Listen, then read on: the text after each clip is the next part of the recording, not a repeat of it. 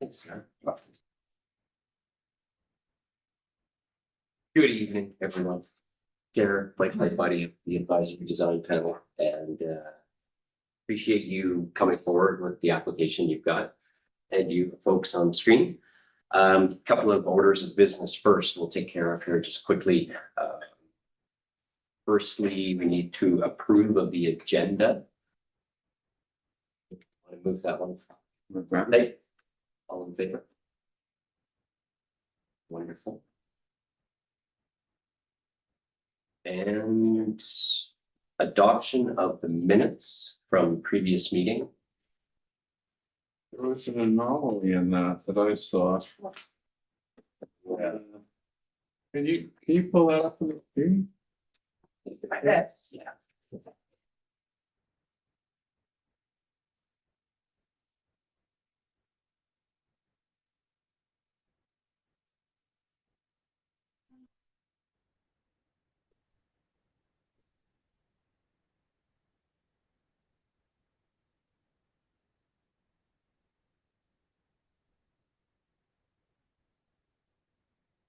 A very big memory. Mhm. Sorry, it's Should have written it down. okay. Just has me up. Yeah, the minutes. So there's something that didn't make sense to me. Yeah, I seem to recall that. Okay. I just can't think of it. It was talking about Foxglove Lane. It sounded like they were talking about The plant, Foxglove yeah. plant. That was part of the discussion though, at that last hearing, remember, because we. Being recommended- invasive, but it's okay, essentially. It was invasive and we recommended against it, but, Did you?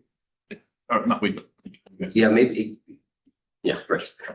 Maybe it was just the way it was worded. It came across as, Yeah, that, I think. but it's because it's Foxglove on Foxglove. Lane. You can run into these problems. Do you see where it is, Jeremy? Oh, I can't barely see the screen. Need a bigger screen. For eyes like Is mine. that better? Just throw AI at it. Discussion to relevant on non-abrasive nature of the invasive foxglove. An appreciation for success efforts in the trip. Maybe that was it. Yeah. I just out of stride with our gift card discussion. It's funny because it kind of struck me too. but Yeah. Obviously, when we look at it again, It's okay. it's pretty clear. Yeah, yeah, We're okay with that? Yep. Okay, I'll stop sharing. Understood. yeah. We have a move to adopt the minutes. All in favor? Lovely. And I think, Sarah, you said there was no one from the public this. There's a number of members here. No one has put their hands up to speak. Does anyone want to speak in public comments? I think for the ones that are shown here on the Zoom call, we're all either on the project team or the operators of some kind. Okay. Understood. Okay, great. So no, Get we things have none. quicker. So no, we have no public comment. Then, yes. Ooh, that's not all that common. Good sign. Okay, so Drew, I think you've got a report for referrals. Thank you. You can go ahead with that. So.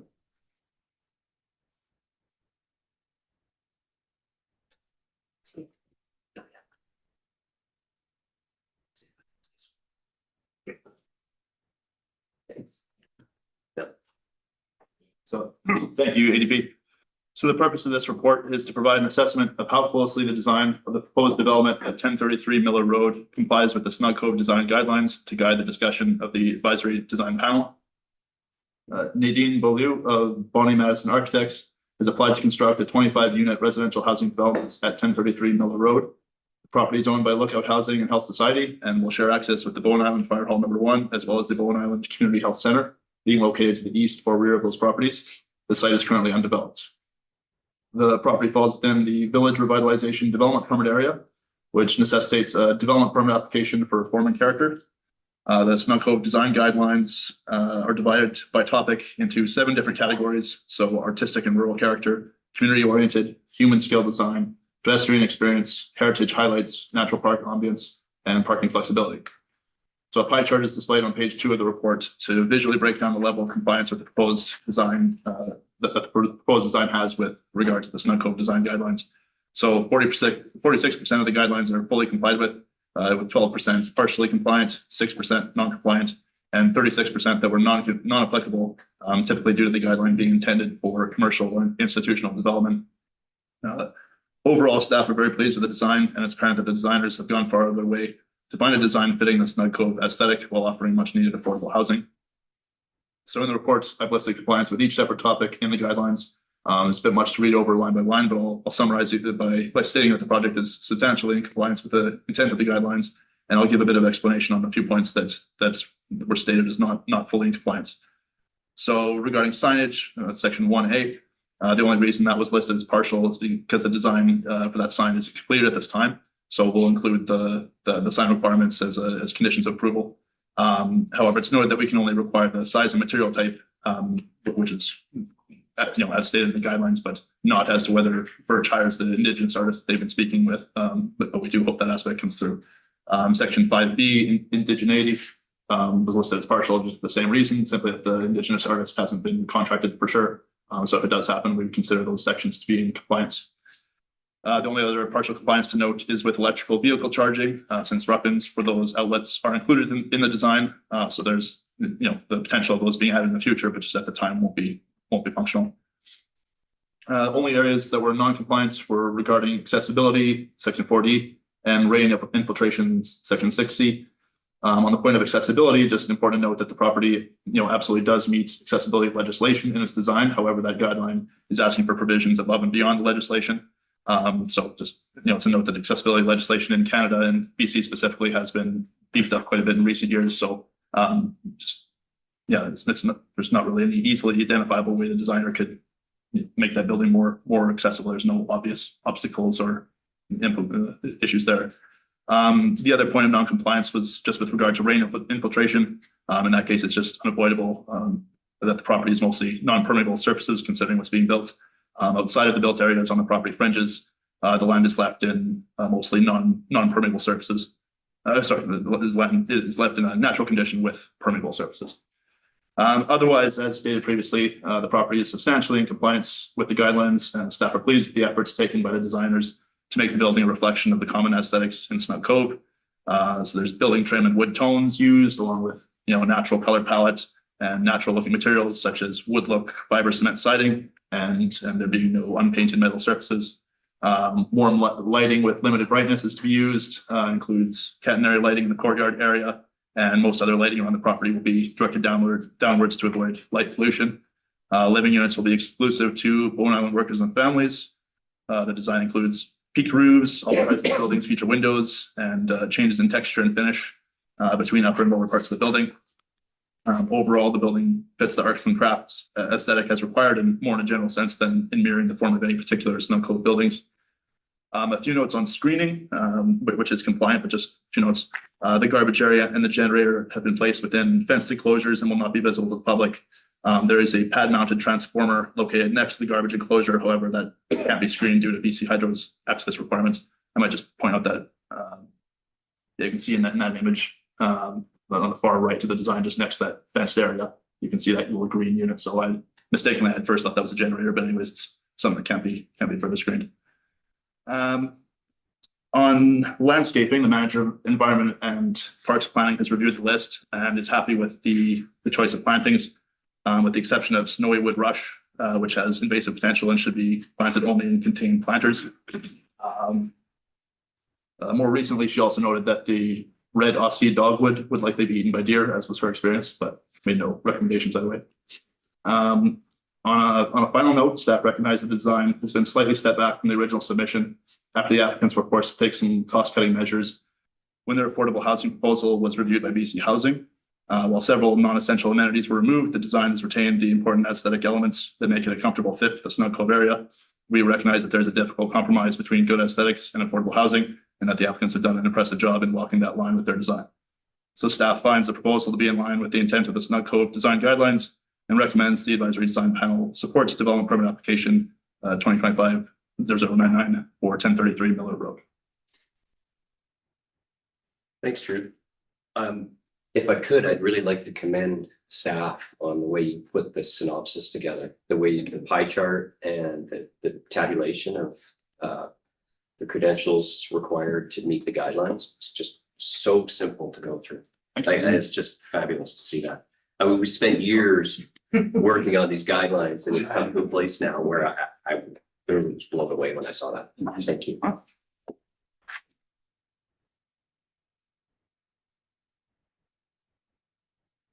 Yeah, I think the project looks fantastic. And it's easy to follow along from what I just said into looking at the building and seeing correlation between the architecture and the way it's been composed in text. The only question I had was there's a mention of, and this is more just a statement, it's certainly not criticism at all, is the buildings are meant to be 2 to 2.5 stories and it's 4 stories. So at some point, there was obviously some discussion about that and it was deemed to be correct to keep moving in this direction. Which I like, we need housing in the Cove, so. But I just thought that was a, bit of a discontinuity. We're just speaking towards the meat of the applicants. Well, both. Okay, You're the one reporting the report. sure. And I'm talking to you because you're in the room. You. I guess the only point I'll make is, yeah, I didn't notice that. That's probably, I guess, maybe the biggest discrepancy just in terms of form. But so, I know tons about, building affordable housing, but I understand, they have to get to a certain number to be able to break down that that's only a certain cost in between it all. And so they would be very limited in terms of the number of units to take away in a story or two. Yeah. So, yeah. I mean, I completely agree. I was just wondering what mechanism allowed you to go there. And largely it's because it's potentially a bit of a precedent, so that other people near you or in the Cove will be looking to do something like this as well. So. Can I? Yeah. I might be missing some of the kind of historical context that maybe Nadine can even provide in terms of, approvals and how we got to where we are today. But I can maybe speak to the fact that our understanding is that it was always supported by all parties to maximize the number of affordable housing units we could provide in this area. And I think especially given the site conditions and the slope, and given that this is, municipal land, that it was in everyone's best interest to try to maximize that. And I think given the adjacencies, it felt like it was appropriate to go up to 4 stories. And maybe there is more context that Nadine or Megan are able to share in terms of actual conversations that took place to lead us here. But my understanding on behalf of Lookout and Birch is that there was a strong desire from all parties to be able to maximize that potential. Wonderful. I just don't want to see someone get snagged moving in the same direction by a technicality that even when all parties are, supportive of an approach and have to go down a variance route or, some kind of modification to even a provincial guideline sometimes. So that's just, it's more about the precedent in the future construction than it is about this project, because I think you're right. The context is such that you've got, all the big trees behind you. You've got, you step back from the street, the main road quite a ways. Yeah, exactly. A couple of years ago, we had another application and we reviewed, I think, 3 or 4 different roof lines because they were just ever so slightly over in height. And the ultimate resolution was to permit slightly over height because it was the building just simply looked better. But that's, I'm just curious if you went through any of that, but not that you should, because I think that, did. it looks great, but. Yeah, I think Nadine might have. Yeah. good We did go share. through that. Right from the beginning when Bonnie Madison got involved, it was always sort of assumed that we'd be at 3 stories, which we are on one side of the site, but due to the slope, we end up being 4 stories on the far side, which puts us into the code designation of a 4-story building. So right from the beginning, we did go through a variance application where we did get to increase the height of the building in order partially to accommodate the peaked roof and to accommodate the 3 stories, as well as a reduction in the parking requirements. And that was done, I believe, almost 2 years ago now at this point. I gotcha. Okay, that was actually what I was really curious about, Yep. is what process you went through to get there. Yep. So we can use that as a tool in the future. Yes. Thank you for pushing the no problem. envelope. So just to understand then, in order to move forward then, is that documented somewhere, that approval for the height for 4 stories? Yeah, they have a development variance permits registered on title. Okay, all right. Great. That was my question. I've got a question on impervious surfaces, because, well, we all know that the environmental considerations there. The parking area, which represents a rather large area of asphalt, almost unequal to the footprint of the building itself. Can we consider using an alternative material to provide water infiltration, ground infiltration in something there? Just to be clear, that before we go too far down that road, that parking area is actually already partially paved because it's shared with the health center. Our access driveway is actually ours and theirs. So they've paved their parking spaces plus the aisleway. So the only portion that's not paved in asphalt at this point is the actual parking stalls for the development. I see. So, but your lot line is right on the edge of that driveway? The lot line is halfway in the middle of that parking area, but in order to have access to the parking spaces, the health center has paved the whole drive aisle. So 2/3 of it are already paved. 2/3 of it already. Yeah. Yeah, I see what you're saying.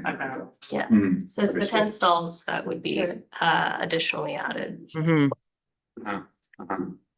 So I got a question. So the 10 stalls that are right on the thing, so there's that. I just see, how do you want to say it, quinky dink parking happening, like, how is that controlled? Because are we talking about right behind the dental office? Mhm. Yeah, can we bring it up? Right. Yeah. And then and then Birch.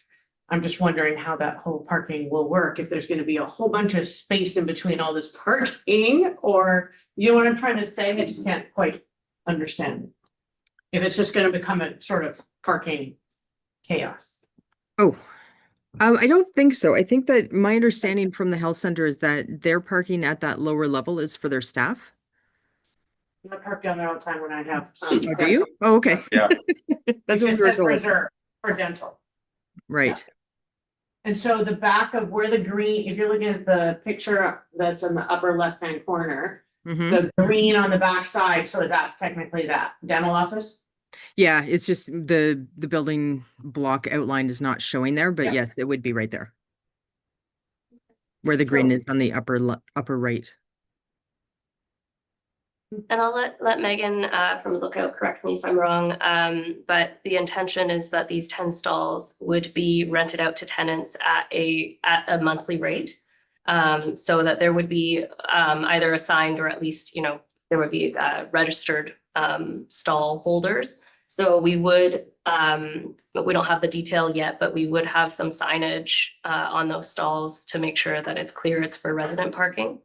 And maybe from the operational side, Megan can speak to it a little bit more in terms of parking management, which I'm sure is a challenge for, all housing and residences, but Especially on Bowen. yeah. Yeah, how do they have guests over? Cause you can't park in that that parking up there's already kind of a disaster. You can't, there's not enough parking for the health center, the gym, and them, and so do they park on the road? Are we over the parking part and that we should get to that? Yeah, so we I know just, talked parking earlier. We generally have about, like, if there's 10 spots, we generally would have 8 spots that would be for designated residents there, and then we'd have 2 spots that would be available potentially for visitors. And so the folks that have the cars again would be part of their lease agreement, so that they'd have requirements for them to maintain, safety and usage of the space as appropriate. And then you'd have the 2 visitor spaces. That way, if you do have folks that are coming to visit, that they've got a place to park. Although we do find that a lot of folks will use the public transportation systems instead of actually owning vehicles as well. Can I ask a question? Are we over the parking designation on this, or, because I feel like we talked about it a year or 2 No, ago? yeah, I know, I'm not sure. We would have gone through the APC though, wouldn't it? I thought we talked about this. I just have a really strong feeling because I look at the apartment building that's on the road and they have, I want to say 6 that are designated for them and 3 that are short, 2 handicap and 1 for supposedly integrated health. You can't find a parking spot there if you're going to integrated health. I mean, I go there quite often and I'm trying to park on the road. You know what? Sometimes I go over to the grocery store and I have to park there. Because I am going somewhere where I have a knee issue or something like that. But Yeah, where do people park for this thing if they don't buy a thing? Because I understand that low income housing, they choose to do the public transit, but you're living on Bona. And if you are low income or fit into, you could get a place here, and you're working on the other side of the island, it's not always the reality that you don't have. Or if you work at the cider, let's for instance, and you're Yeah. after 8 o'clock or 9 o'clock. I have big issues with everyone getting rid of parking. Because it's, now the Cove has become this sort of disaster of parking because we keep getting rid of parking everywhere. with the hopes that people won't take the car, but of course people do. But they didn't. There's more development slated for that area back there, isn't there? On this lot? Not this lot, no. Okay. But there's other lots there. that are in Yeah. That part of the community lands. Yeah, Just a quick note on which committees discussed the parking. It didn't go to a committee, it was council approved the development permit, development variance permit. So yeah, they approved that and registered on title. so that's essentially done, but we could certainly look into the future and see what's We have going on. to keep the an other eye on properties. it, I think, in the future, especially with more being in that area. Yeah, for It's hard sure. to park on the main road there too. It is, and with health services nearby, you're gonna have people And you have the fire department right there. parking everywhere, yeah. Right. No, that's fine, thank you. I have a comment, but it's Yeah. not in regard to practicality, it's more, and it's not to cast aspersions on the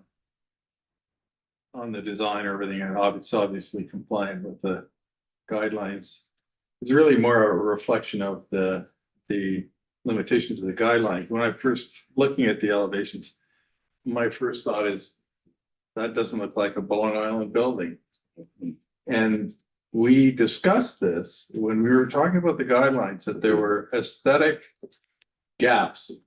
And that when you try and articulate things to bring about something that's beautiful and coherent. Well, the coherence thing is, even that, obviously, if maybe it's just me, but it doesn't look to me like a very Bowen Island building.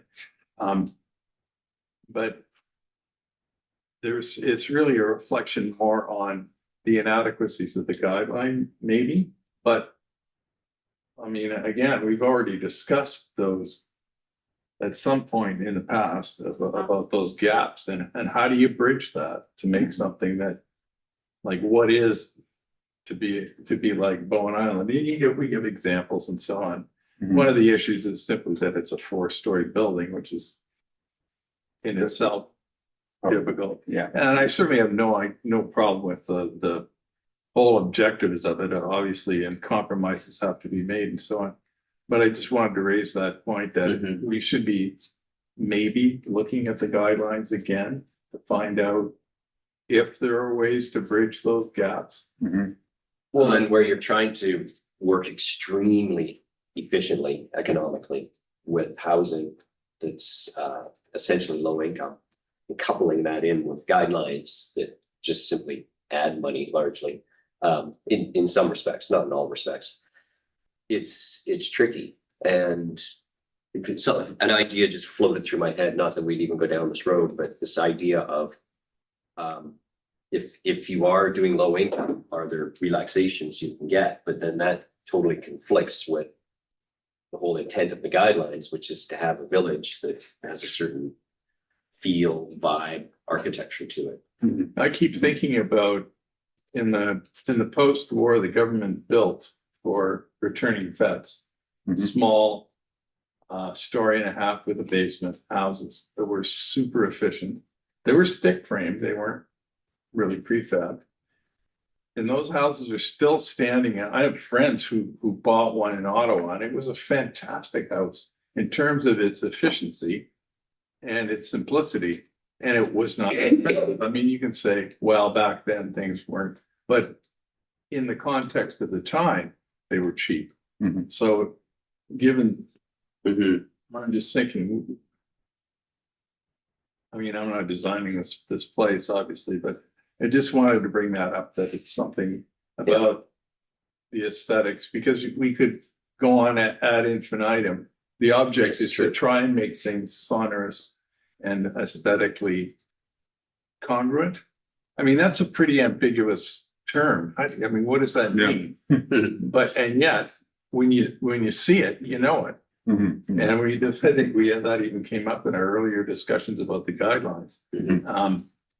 So I don't know, it just seems to me that maybe we should be looking deeper into what the meaning of the guidelines and how we go here. That's not to cast any aspersions on this, because No, obviously they are compliant, Yeah, and it's a much needed facility. yeah, Lots of benefit for the community, Mhm. and long sought. True.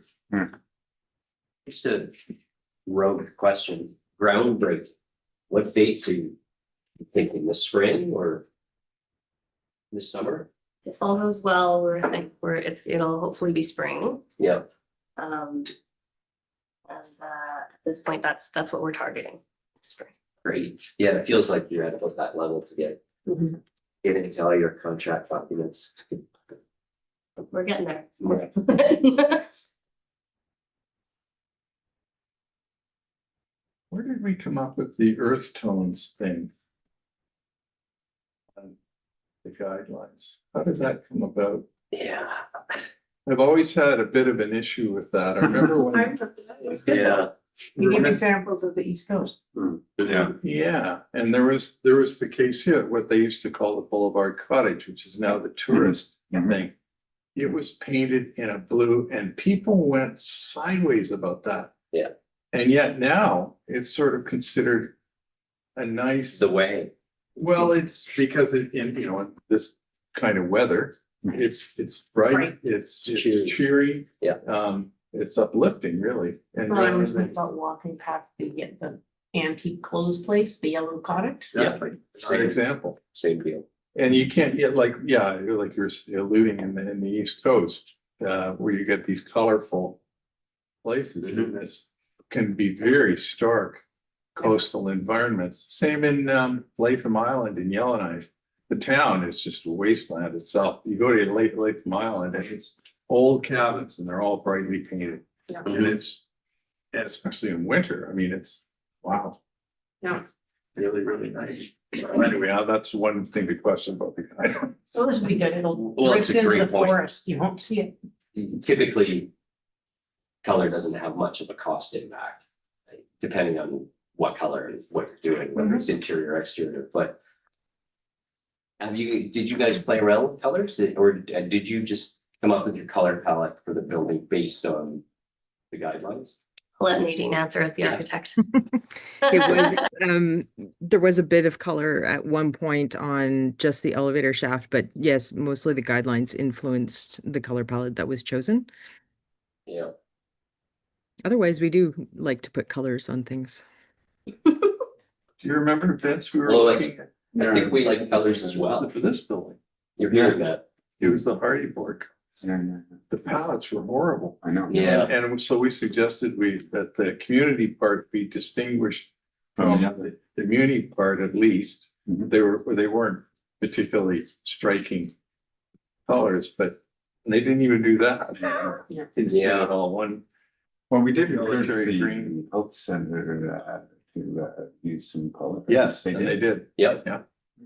A lot of people got in there accidentally thinking it was an IKEA. Yeah. Don't stay free by IKEA. I don't mind it. It's great. It's light. It goes with the whole sensibility. Can we put Drew's recommendation up again, so you're all familiar with it again? Yeah, because I just had a thought. I also have a thought, because I drive by it every day, and I don't know what the rules are to it, is I look at the hearth. And they basically have disco lights now Yeah. outside the hearth, and I'm like, at what point do disco light, yet soft yellow lighting turn into literally running disco lights? Yeah. And I just find it very strange, and do we have something in our things that? Say you can't do that. Yeah, but you know what I'm saying, don't you? You drive by it every day too. Yep. Only at Christmas, No, but they have it year round. I know. Yeah, but just a thought, just because, without holding you guys up. Yeah, sorry. It'd be really interesting to see what your thoughts would be just for adding a bit more color. I mean, that you're nestled in against the trees, and that site probably more than many could really use a little bit more. I want to choose the right word, but a little more vibrance. I worry about just doing an elevator shaft. I feel like that makes it look more modern, Yeah, in my opinion, rather True. than trying to think about it as a whole building concept. It's because she mentioned they were talking about an Yeah. elevator shaft. not that we would re-meet, but you know, in Yeah. an email, No, send out. volume. Pretty much. Or materials. Because, you know, as this guidelines, they've been evolving for the last 10 years. There's been a reinvention of them, and they got incredibly complicated, and then they started to come back in again. And I think some of the intent, like you said, Jeremy, has sort of been lost a little bit. And I think part of that's color. I agree. Well, it's certainly one. Yeah. That, Just to point out on the building, I don't know if it's showing up in the images that you had, but the doors and the trim around the windows are actually in a deeper red color as an accent on the building.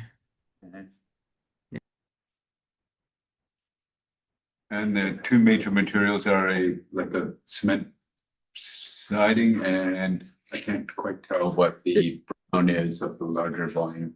They're actually both cement siding products. The larger volume is done in a medium toned wood look shingle type of fiber cement.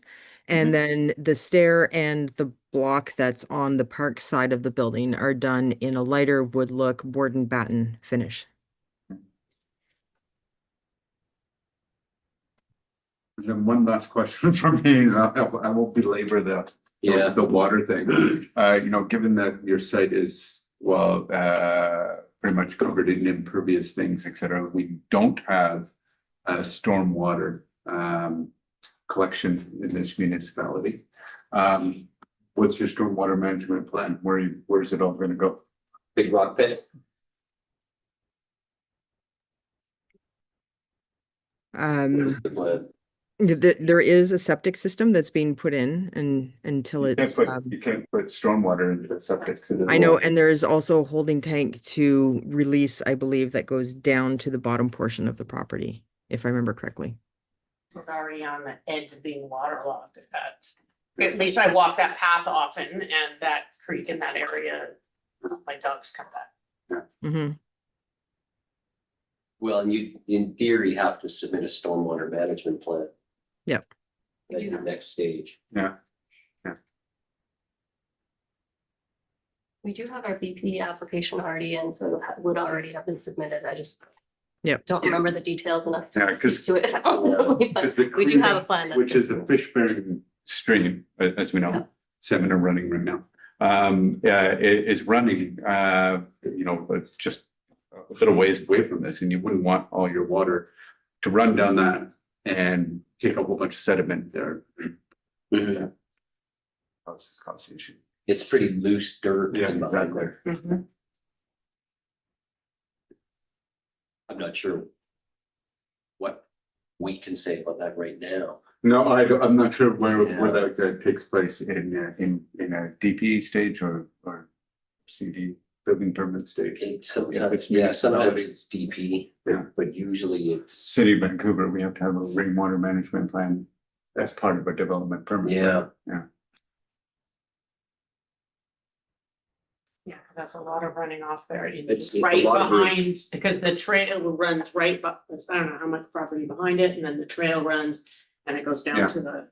And then it's a to steep the- slope down. Yeah. Yeah. Really, Hmm. just curious. yeah, and And it's beyond the context of our. I know. this meeting. yeah, Yeah. yeah, but let's just have faith in your engineers. Yeah, I know we definitely have a civil plan that was submitted. I just can't speak to it now, but it will be reviewed as part of the Yeah, BP great. process. Yeah. Yeah, so it can be an issue when it's not thought through, that's for sure. Other comments?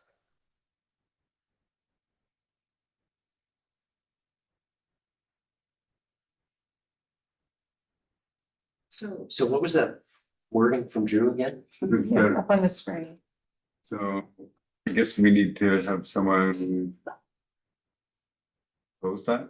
So- Can you remove some? Yeah, I was just sections and thinking about, I mean, We can change it as well. This is just. here's a question to the proponents. Do you want to modify the comments at all, or are you happy with where you're at? Sorry, did you ask if we wanted to modify? Yeah, building? are you happy with where you're at? Because there's obviously some, wiggle room there for how you approach color without being over the top and not being too subdued. I mean, I'm personally pretty happy with it. I Okay. can't necessarily speak for the operators, but Yeah.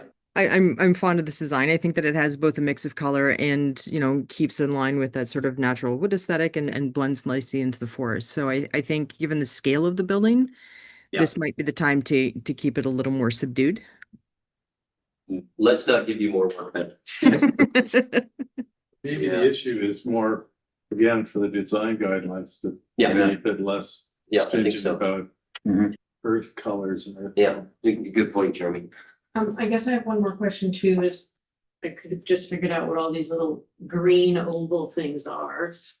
There's planters, who are these I don't know if this is our purview or not, who manages these, but I just know after running my own gardens. That if you don't have somebody managing that kind of stuff, it just becomes an eyesore in the end and a pit of weeds. And I don't know if that's in our purview to say that or not, but Are you referring to Probably the no. ones in the courtyard? yeah. Yeah, those are managed by Lookout and they're for the residents for urban agricultural purposes and general gardening. Staff would generally also support the residents. So if they are not into gardening, then the staff themselves would make sure that those are maintained. But typically the staff or the residents are really excited to be a part of the garden, being a part of Great. their home. Beautiful. Great. Perfect. Maybe just a quick addition from staff, and that Yeah. we have mechanisms such as, taking landscaping deposits and following up after a certain number of years. So we'll make sure it's managed. Okay, wonderful. Well, let's move to adopt the suggestion by planning. Thank you. All in favor? Okay. Thank you very much. Look forward to seeing you breaking ground. Yeah, Be great to looking have. forward to sharing some updates once we have some Employees are. concrete dates. Find out who's in their building. It's was a curiosity. What, can I ask, what is rent? Maybe I missed it. And what is rent slated to be for a one bedroom? It will be a variable because the program that we're funded under, 30% of the units are supposed to be near market. So it'll be closer to what you're used to seeing. Which is, I can pull it up. sorry. It goes all over the place on Bowen. It really, right now, we're using a reference point from CMHC's research on the rents that are a combination of West Vancouver and Squamish, but it's because there's no point of reference on Bowen, so it's kind of hard to have a reference point in terms of a data source there.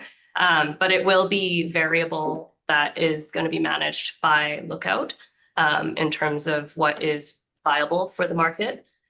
So it is kind of has that flexibility for fluctuation there that is dependent on the market. If they're unable to rent it out and it's vacant, then that's not great either. So it will go up and down depending on the market. There will be a minimum set by BC Housing as the funder. But that's for the 30%. The rest of the units, 50% of them are going to be rented at rent geared to income, which means it, depending on who the residents are, it's 30% of their income. And then the lower kind of 20% would be deep subsidy rates, so shelter rates for those that are receiving government funding, either for seniors or others with low income. Great. Yeah. Thank you. Thank you. And we'll move to adjourn. All in favor? Oh, okay. I thought we were going through, oh, that was just information. Yeah. Yeah, thanks for the presentation, Drew. Yeah. Thank you guys for the hard work. That looks great. Thanks all. Thank See you again. Like, Thank you all for your time. yeah, thanks for having me.